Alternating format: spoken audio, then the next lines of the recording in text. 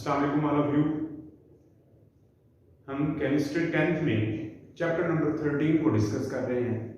Chapter number 13 में हमने last time online lecture में लिपिड्स को डिस्कस किया था। लिपिड्स में हमने फैटी एसिड्स को डिस्कस किया। फैटी एसिड्स में हमने नेक्स्ट पाल्मिटिक एसिड और स्टीरिक एसिड को देखा। देन हमने लिपिड के सोर्सेज को डिस्कस किया और इन दी एंड हमने सोर्सेज के साथ साथ यूजेस को भी डिस्कस किया था। देन हमने येलो बॉक्स देखा था जिसमें हाइड्रोजिनेशन के बारे में लिखा हुआ था, जिसके जरिए हम वेजिटेबल ऑयल से वेजिटेबल घी बनाते हैं, जिसको हम कुकिंग पर्पसेस के लिए यूज करते हैं डेली डाइट में अपने घर। आज हमारा नेक्स्ट टॉपिक है that is about nucleic acid. In this topic, we will discuss about nucleic acid, nucleotides, then types of nucleic acid. Number 1, DNA and RNA. Then we will discuss about the difference between DNA and RNA. Let's start our topic. First of all, हमारे पास nucleic acid है। What is nucleic acid? Nucleic acid क्या है हमारे पास? तो nucleic acid essential component of each and every cell of the living organisms. Living organisms जो है it consists of numerous cells, thousands of cells से हमारी body बनी होती है और हर सेल में नेक्स्ट हमारे पास जीन्स होते हैं। उन जीन्स में हमारे पास न्यूक्लिक एसिड पाया जाता है। देन न्यूक्लिक एसिड में हमारे पास डीएनए और आरएनए होते हैं। तो फर्स्ट ऑफ ऑल क्या पॉइंट है हमारे पास? Nucleic acid is the essential component of all the living organisms. तमाम लिविंग ऑर्गेनिजम्स का एसेंशियल पार्टिकल है, एसेंशियल कंपोनेंट है न्यूक्लिक एसिड। न्यूक्लिक एसिड्स क्या होते हैं?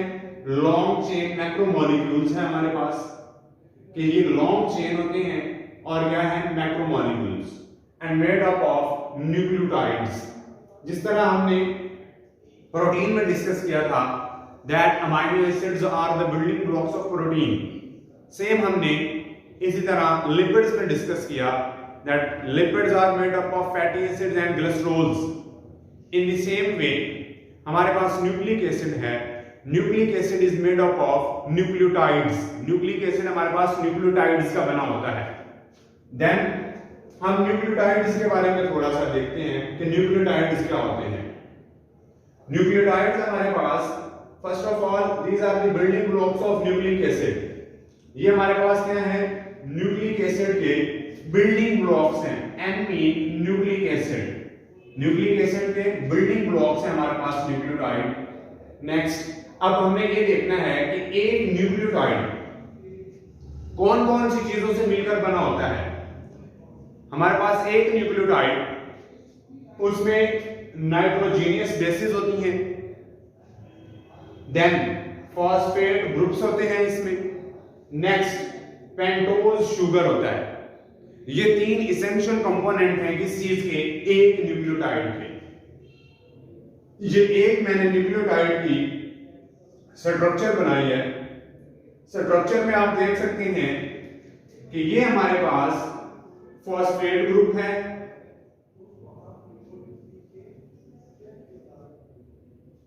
फॉस्फेट ग्रुप कौन सा फॉस्फेट ग्रुप है? ये हमारे पास PO4 -2 है।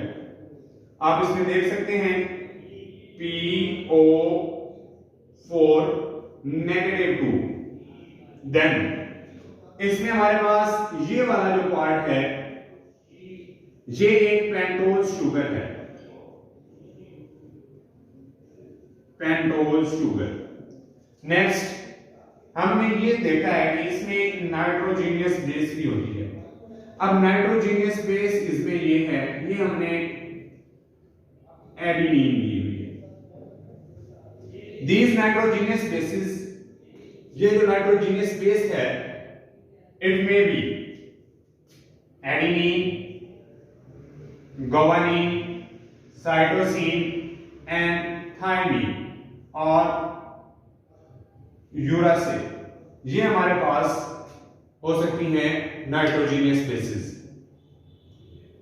नेक्स्ट हमारे पास ये ओवरऑल देखिए, ये वाला तमाम ये जो है ओवरऑल स्ट्रक्चर है, ये हमारे पास ओवरऑल किस चीज का स्ट्रक्चर है, ये हमारे पास न्यूक्लियोटाइड का स्ट्रक्चर है। आपकी बुक में जस्ट लाइन मेंशन है that nucleotide is made up of nitrogenous bases, phosphate group. Phosphate group कौन सा होता है, PO4-2, then consist of pentose sugar. हमने इसको स्ट्रक्चर के फॉर्म में भी देख लिया है। देन हमारे पास है types of nucleic acid. Nucleic acid में भी डीएनए और आरएनए। न्यूक्लिक एसिड हमारे पास इसकी 2 टाइप्स हैं, डीएनए और RNA. Next we have DNA type 1, ये हमारे पास न्यूक्लिक एसिड की फर्स्ट टाइप है डीएनए। हमने डेली लाइफ में सुना होगा कि डीएनए टेस्ट करवाते हैं लोग, तो डीएनए टेस्ट मीन कि ये हेरिडिटी मटेरियल होता है जो एक नस्ल से दूसरी नस्ल में मुंतकिल होता है। हम इसको विरासती मादा भी कह सकते हैं, हेरिडिटी मटेरियल। देखते हैं ये क्या है, DNA. DNA mean deoxyribose sugar, या हम इसको कहते हैं डीऑक्सीराइबोज न्यूक्लिक एसिड। क्या इसे कह सकते हैं, डीऑक्सीराइबोन्यूक्लिक एसिड,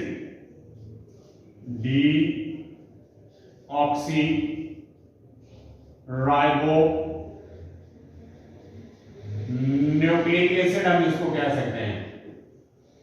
डीएनए को डीऑक्सीराइबोन्यूक्लिक एसिड क्यों कहते हैं, because it consist of deoxyribose sugar. Then DNA is a heredity material, it consist of double strands. DNA के हमारे पास डबल स्ट्रैंड होता है, ये आप देख सकते हैं, इसमें 2 हेलिक्स होते हैं। नेक्स्ट हमारे पास है मेजर रोल इन इनहेरिटेंस। जो डीएनए है इसका इनहेरिटेंस में बहुत इंपॉर्टेंट रोल होता है। ये विरासती मादा है, पहले आपको बताया है, नस्ल का नस्ल मुंतकिल होता है। इनहेरिटेंस में इसका कैसे रोल है, इनहेरिटेंस में इसमें ऐसे रोल है जैसे कि एक अगर जानवर है उसका आगे जो नस्ल होगी वो जानवर होगी। नेक्स्ट अगर प्लांट्स हैं तो सेम रिजेंबलेंस वाले प्लांट्स होंगे एक प्लांट्स के आगे। हम अपनी मिसाल ले लें ह्यूमन बीइंग्स की, तो हमसे भी आगे जब ये नस्ल बढ़ती है तो क्या होता है, ह्यूमन बीइंग्स ही होते हैं। तो ये इनहेरिटेंस विरासत है, ये विरासती मादा मुंतकिल हो रहा है जिसकी बेस पे एक ऑफस्प्रिंग जो है वो प्रोड्यूस होती है। Next backbone of the chain. अब हमारे पास ये जो दोनों चेन्स हैं इनकी बैकबोन क्या होती है, इनकी बैकबोन ये जो स्ट्रैंड्स होते हैं इनमें एक तो पेंटोज शुगर होता है। पेंटोज शुगर कौन सा है, डीऑक्सीराइबोज शुगर। देन इसमें हमारे पास फॉस्फेट ग्रुप भी होता है, PO4-2, ये हमने लिखा हुआ है। देन अब ये दोनों चीजें जो हैं, मतलब कि ये दोनों स्ट्रैंड, दोनों हेलिक्स जो हैं इसके, ये कैसे आपस में मिले होते हैं, they are linked with each other by nitrogenous bases. Nitrogenous bases के साथ ये आपस में लिंक्ड होती हैं। इन नाइट्रोजीनियस बेसिस को देखते हैं ये कौन कौन सी होती हैं। तो डीएनए में हमारे पास 4 नाइट्रोजीनियस बेसिस होती हैं। नंबर 1 हम कह सकते हैं adenine, then thymine, then guanine and cytosine. ये हमारे पास 4 नाइट्रोजीनियस बेसिस होती हैं और ये डीएनए में पाई जाती हैं। आरएनए के केस में ये हमारे पास जो थायमिन है ये चेंज हो जाती है किससे, यूरासिल से। ये इधर लिख लेते हैं, इधर ये लिखा हुआ है यूरासिल से चेंज हो जाती है। नेक्स्ट अभी वो देखते हैं हम डिफरेंस।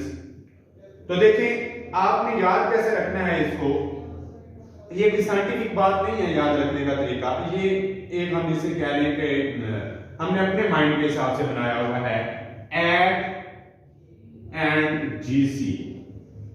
इसमें नाइट्रोजीनियस बेसिस एडेनिन और thymine, then guanine and cytosine, ये आपस में आमने सामने होते हैं। अब ये आपस में लिंक्ड कैसे होते हैं? These are linked by hydrogen bonding. ये हाइड्रोजन बॉन्डिंग के साथ लिंक होते हैं। हाइड्रोजन बॉन्डिंग हमारे पास एडेनिन और थाइमिन में डबल होती है, जबकि साइटोसिन और गुआनिन में ट्रिपल होती है। ये सेम अगेन इसमें भी ये ट्रिपल, साइटोसिन और गुआनिन, एडेनिन और थाइमिन में डबल, एडेनिन और थाइमिन में डबल, साइटोसिन और गुआनिन में ट्रिपल। ये सेम इसी तरह हमारे पास हर हेलिक्स में, हर ये जो हमारे पास ग्रूव बना हुआ है इसका, ये एक ग्रूव है, हर ग्रूव में ये चेन इसी तरह होती है, सेम पैटर्न के साथ। नेक्स्ट हम डीएनए का ये जो स्ट्रक्चर देखते हैं, जो ये डबल हेलिक्स स्ट्रक्चर है, ये एक्स रेज की मदद से डिस्कवर किया गया था। किसने डिस्कवर किया था? ये Watson and J Watson mean James Watson, हम इधर लिख लेते हैं ये J Watson, James Watson and Francis Crick. इन दो साइंटिस्ट ने इसका ये वाला जो डबल हेलिक्स स्ट्रक्चर है इसको डिस्कवर किया था। कब डिस्कवर किया था? इन 1953 में। अब ये डिस्कवर तो हो गया, अब ये हमें इंफॉर्मेशन किसने दी थी कि ये जो स्ट्रैंड्स होते हैं आपस में इस तरह मिले होते हैं। ये इंफॉर्मेशन हमें पता चलता है कि नाइट्रोजीनियस बेसिस आपस में ऐसे मिली होती हैं। कैसे मिली होती हैं? With help of hydrogen bonding. Double hydrogen bonding भी हो सकती है, ट्रिपल भी। ये हमें बताया था एल्बन चारगाफ ने, और ये एल्बन चारगाफ रेशियोज भी कहलाती हैं। हम इनको एल्बन चारगाफ रेशियोज कहते हैं। ये हमारे पास डीएनए के बारे में है। नेक्स्ट हम मूव करते हैं आरएनए की तरफ। आरएनए हमारे पास ये राइबोज शुगर होते हैं, राइबो न्यूक्लिक एसिड इसको कह सकते हैं। आरएनए भी राइबो न्यूक्लिक एसिड। इसके बाद आरएनए मैसेंजर का काम करते हैं, मैसेंजर के तौर पर एक्ट करते हैं। आरएनए की हमारे पास टाइप्स हैं। टीआरएनए जिसको हम ट्रांसफर आरएनए कहते हैं, rRNA, rRNA mean ribosomal RNA. Then we have mRNA, इसको कहते हैं मैसेंजर आरएनए। अब होता कैसे है ये, इंफॉर्मेशन ट्रांसफर कैसे होती है? फर्स्ट ऑफ ऑल जो हमारे पास डीएनए है, डीएनए ट्रांसक्रिप्शन करता है, जस्ट रीड आउट करता है और इंफॉर्मेशन सेंड कर देता है डीआरएनए को। आरआरएनए जो है, अब आर जो है आरएनए, ये मैसेंजर आरएनए इसमें होते हैं, ribosomal RNA, transfer RNA. Then ये इंफॉर्मेशन देते हैं सेल्स को कि कौन से अमीनो एसिड्स को किस तरह प्रोड्यूस करवा के कौन से प्रोटीन्स को बनाना है। हम इसको प्रोटीन प्रोडक्शन यूनिट भी कह सकते हैं आरआरएनए। देन आरआरएनए जो है, ये हमारे पास जो आरएनए है ये सिंगल स्ट्रैंड होता है। इसका स्ट्रैंड हमारे पास ये कुछ इस तरह होता है, सिंगल स्ट्रैंड है। ये हमारे पास आरएनए के बारे में है और ये डीएनए के बारे में डिस्कस कर लिया। देन हम देखते हैं डिफरेंसेस। ये जो हमने दोनों चीजें पढ़ी है इनके डिफरेंस आपस में क्या है वो देखते हैं। डीएनए डीऑक्सीराइबोज शुगर, ये इसका फर्स्ट पॉइंट। डीएनए क्या है? डीऑक्सीराइबोज शुगर, जबकि आरएनए जो है ये राइबोज शुगर है। देन जो डीएनए होता है ये डबल स्ट्रैंडेड होता है, ये डबल स्ट्रैंड है, इसको डबल हेलिक्स स्ट्रक्चर भी कह सकते हैं। जबकि आरएनए जो है ये सिंगल स्ट्रैंड है, ये इस तरह। अब डीएनए क्या करता है? ये जस्ट इंफॉर्मेशन की ट्रांसक्रिप्शन करता है, सेंड करता है किसको? आरएनए को। देन जो आरएनए है, आरएनए हमें उन इंफॉर्मेशन को ट्रांसलेट करता है, ट्रांसलेशन, और ट्रांसलेट करके इंफॉर्मेशन देता है सेल को कि उसने कौन से अमीनो एसिड्स को यूटिलाइज करके कौन सा प्रोटीन बनाना है। नेक्स्ट हमारे पास जो डीएनए है, डीएनए में हमारे पास 4 नाइट्रोजनियस बेसेस होती हैं। Number 1 thymine, then adenine, guanine and cytosine. On the other hand हमारे पास जो आरएनए है इसमें भी 4 ही बेसेस होती हैं, बट डिफरेंस क्या होता है? डिफरेंस ये होता है कि जो थाइमिन है ये इंटरचेंज हो जाती है किसके साथ? यूरासिल के साथ। आरएनए में थाइमिन नहीं होती, थाइमिन की जगह पे यूरासिल होती है। बाकी तीनों एडेनिन, गुआनिन और साइटोसिन होती हैं। ये हमारा आज का टॉपिक है। इसमें हमने क्या डिस्कस किया? न्यूक्लिक एसिड के बारे में।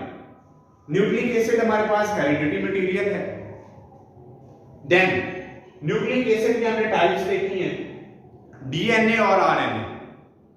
डीएनए में हमने पढ़ा कि बिल्डिंग ब्लॉक्स, ये न्यूक्लियोटाइड के बारे में देखा, न्यूक्लियोटाइड का स्ट्रक्चर हमने ड्रा किया।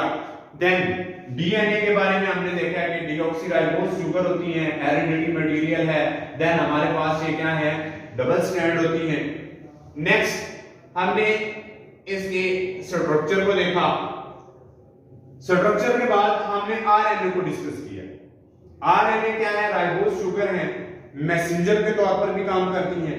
क्यों? क्योंकि ये डीएनए की इंफॉर्मेशन को ट्रांसलेट करती हैं और आगे मैसेज कन्वर्ट करती हैं, मैसेज डिलीवर करती हैं।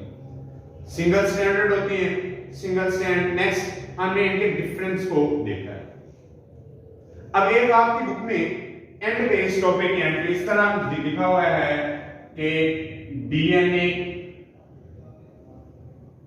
देन आरएनए और इन द एंड प्रोटीन। इस टॉपिक के एंड पे ये लिखा हुआ है। आप देखें कि ये जो डीएनए है ये क्या करता है? इंफॉर्मेशन की ट्रांसक्रिप्शन करता है, ट्रांसक्रिप्शन। देन जो आरएनए है इन इंफॉर्मेशन को ट्रांसलेट करता है। ट्रांसलेट करने के बाद वो इंफॉर्मेशन जो है वो प्रोवाइड करता है सेल को कि कौन से अमीनो एसिड्स को यूटिलाइज करके कौन सा नया प्रोटीन बनाना है। तो ये आज का हमारा टॉपिक है। होपफुली आपको समझ आएगा और आपने मेन पॉइंट्स जो है अपनी नोटबुक पे नोट कर लेने हैं। किसी किस्म का आपको कोई क्वेश्चन हो आपने उसको नोट करना है। इंशाल्लाह हम नेक्स्ट लेक्चर में नेक्स्ट जो टॉपिक हमारा एक रह गया इस चैप्टर का, विटामिन्स को डिस्कस करेंगे।